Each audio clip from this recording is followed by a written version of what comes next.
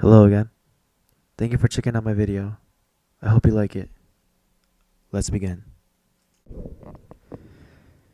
This was back in 2012 or so.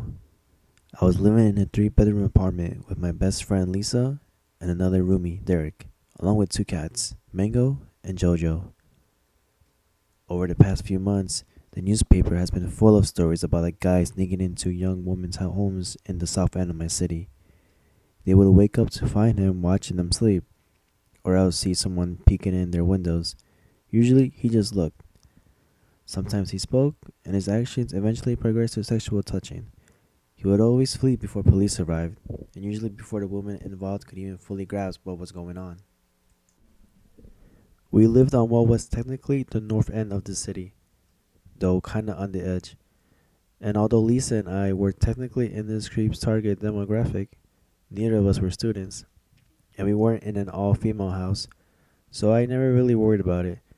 About a day or two before the incident in question, the papers reported that a suspect has been arrested.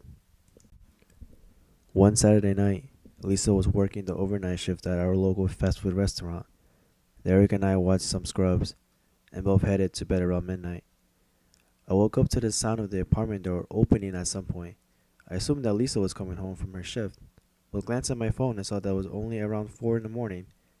Lisa's shift didn't end until 7. An off feeling immediately crept over me. I wondered if I had dreamt the door opening, but I knew I hadn't. Even though every part of my subconscious was screaming that something was wrong, the rational side of my brain won over. Maybe the shift has been especially quiet. Since Lisa's work was so close to our home, they might have let her go home early, or she might have been sick. It was also possible that Derek had gone out without my noticing and was now returning. I also thought that maybe I had heard him leaving, although it wasn't like him to be up so early. I realized that I haven't heard the click of the lock. This meant that whoever has arrived, or left, had unlocked the door behind them. This wasn't entirely unusual. Both Lisa and Derek were from small towns, and hadn't quite gotten in the habit of locking the door now that they weren't in the city. I decided that since I was up, I should at least lock the door. I opened my bedroom door to peek out. I was wearing a tank top and underwear, and didn't want to make Derek uncomfortable if he was within my sight. As I opened the door, I found myself face to face with a man, his hand still reaching out for my bedroom doorknob. I must have startled him, because he took a step back. I'm not sure why I didn't yell or scream. Maybe I was too scared. Instead, in a calm voice, I asked, "Who are you? And why are you in my apartment?"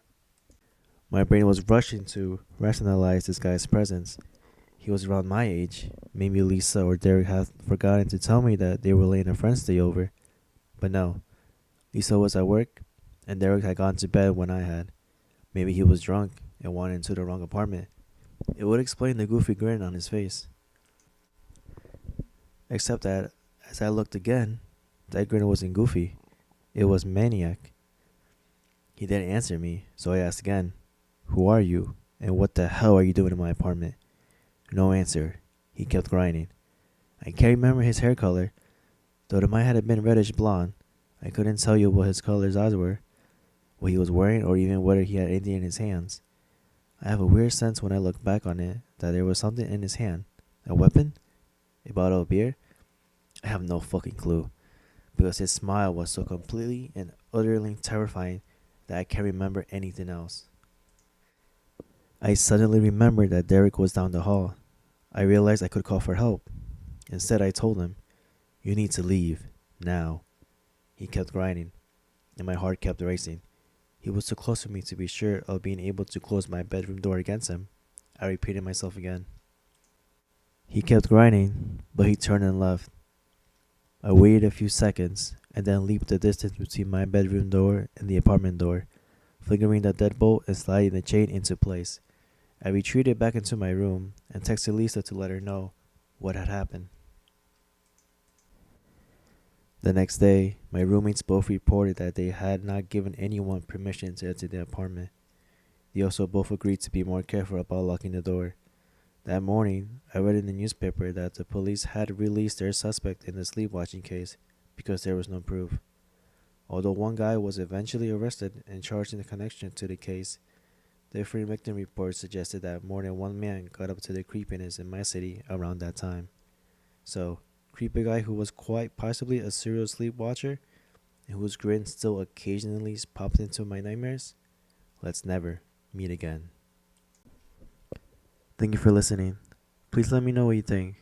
I know I need better improvement, but I'm just curious how I am so far. I'm also in the process of getting some artwork from my channel, so if you or anyone you know can help, please email me. I'll leave that down below, and I'll see you guys in the next video.